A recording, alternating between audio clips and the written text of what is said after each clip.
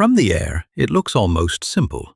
Two harbors, long rows of containers, cranes lined up beside ships, trucks moving through gates, rail lines reaching inland. But this is not just a port. It is one of the most important physical interfaces in the American economy.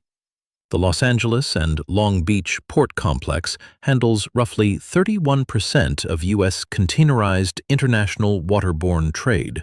That is a specific category, containerized international cargo moving by water. And that category matters because so much of modern life arrives in boxes. Furniture, electronics, machine parts, retail inventory, components that are not valuable because they sit at sea, but because they arrive at the right inland warehouse on the right schedule in the right sequence. That is the real story here. The choke point is not a narrow strait, it is not a single bridge, it is not one ship blocking a canal. It is a system so large that it can look limitless while still being constrained at every handoff. Los Angeles and Long Beach sit beside each other in San Pedro Bay. From a distance, they can look like one giant machine. Operationally, they are not one machine. They are two adjacent ports, two public agencies, and a dense web of private terminals, ocean carriers, railroads, trucking companies, chassis providers, customs processes, labor schedules, warehouses, environmental rules, and inland distribution networks. A container ship does not simply arrive, unload, and disappear from the problem. First, it needs a berth. Then cranes need to work the ship. Then containers need somewhere to sit. Some containers need to be picked up by trucks. Others need rail. Some need inspection.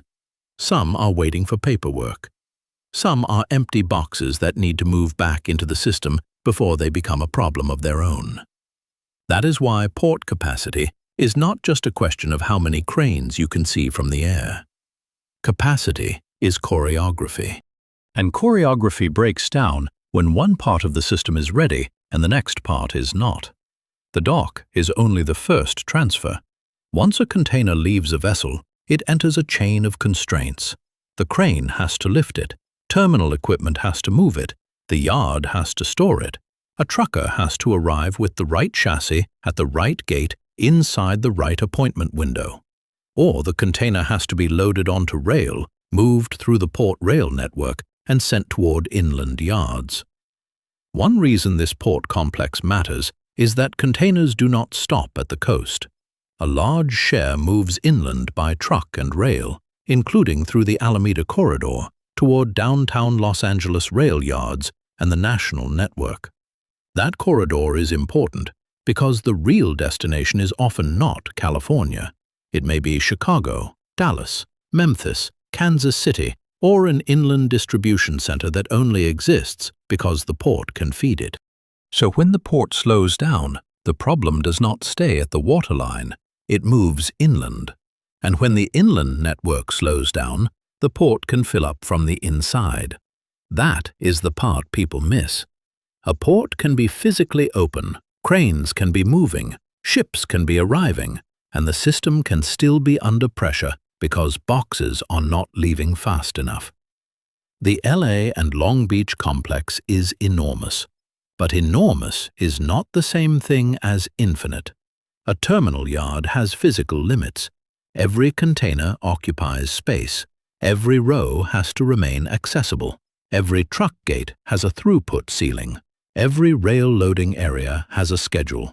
Every ship call creates a burst of work that has to be absorbed by the yard before the next burst arrives.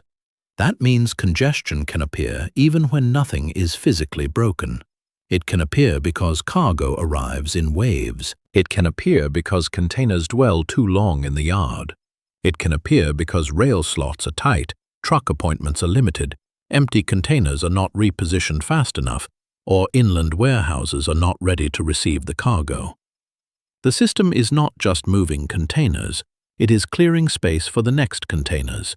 That is why a port can process huge volumes and still become fragile. High throughput is not just about moving fast, it is about keeping the whole sequence balanced. If ships arrive faster than yards can clear, the yard becomes the bottleneck. If trucks cannot get appointments, the gate becomes the bottleneck. If rail handoffs slow down, the inland network becomes the bottleneck. If inspections or paperwork hold selected cargo, the security system becomes part of the timing problem. The choke point moves, and that is what makes it hard to see. The clearest stress test came during the container surge. In 2021, the combined Los Angeles and Long Beach complex processed a little over 20 million TEUs. That was the recent peak year for the two-port system. The point is not that 2021 is still happening.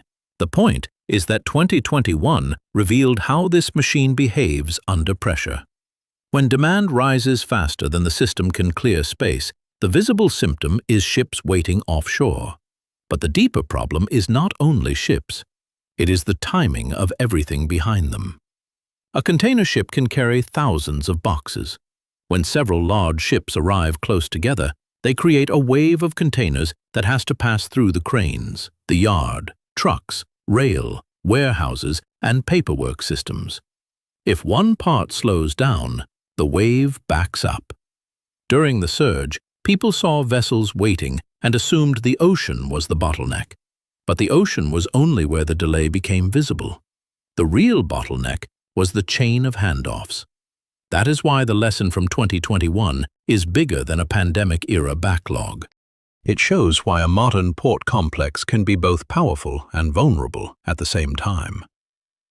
The port is the front door. The inland network is the hallway. And if the hallway fills up, the front door stops working. Some containers leave by truck for nearby warehouses and distribution centers. Others move by rail toward inland markets. The Alameda Corridor exists because the port complex is tied to the rest of the country through freight rail. But every inland path has its own limits. Trucks need drivers, chassis, appointments, road access, and warehouse capacity. Rail needs slots, crews, cars, and receiving yards. Warehouses need labor, doors, yard space, and room to absorb inventory. If the port unloads faster than the inland system can receive, the port yard becomes storage. And port yards are not built to be long-term warehouses. They are built for flow. That word matters. A healthy port is not a place where containers sit neatly. A healthy port is a place where containers keep moving. When containers stop moving, they consume the space that the next ship needs. That is how a landside problem becomes a waterside problem. There is another constraint here. The port complex is trying to move more cargo while reducing diesel emissions from trucks, ships, trains, and terminal equipment. That is not a side issue. The San Pedro Bay ports sit beside real communities. Diesel exhaust, truck traffic, ship emissions, rail activity, and warehouse traffic are not abstractions for people who live near the freight system. So the ports are trying to do two things at once. They need to stay competitive as a national cargo gateway, and they need to reduce the environmental burden of moving that cargo. That creates trade-offs. Cleaner equipment can require new charging or fueling infrastructure. Cleaner trucks can change the economics of drayage. Terminal upgrades can improve long-term performance, but disrupt space and operations while they are being built.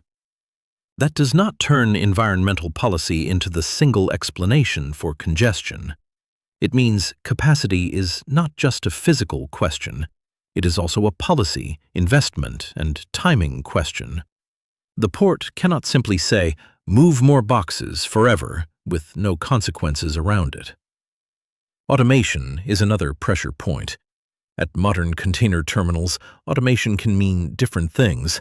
Automated stacking cranes, automated guided vehicles, remote-controlled equipment, appointment systems, or software that coordinates yard movement.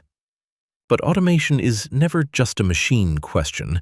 It is also a labor question, a contract question, a safety question, and a question of who benefits when a terminal changes how work is done. That is why it is too simple to point at labor and stop there. It is also too simple to point at automation and call the problem solved. The port complex is a negotiated system. It depends on infrastructure, labor, capital investment, public agencies, private operators, and rules that were not designed by one person in one room. When a system like that slows down, the tempting story is to find a villain. The more useful story is to find the constraint. And the constraint can change from week to week. This is why LA and Long Beach matter as a choke point. They are not small. They are not primitive. They are not obviously fragile. They are huge, sophisticated, and heavily engineered. And that is exactly why the bottleneck is easy to misunderstand. The problem is not that the ports cannot move cargo. They can move enormous amounts of it. The problem is that a port complex like this only works when many independent systems remain synchronized.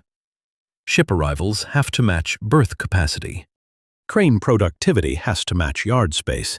Yard space has to match truck and rail pickup. Truck and rail pickup has to match inland warehouse capacity. Customs and security have to function without turning selected cargo into a wider delay. If any link falls behind, the whole machine starts storing delay.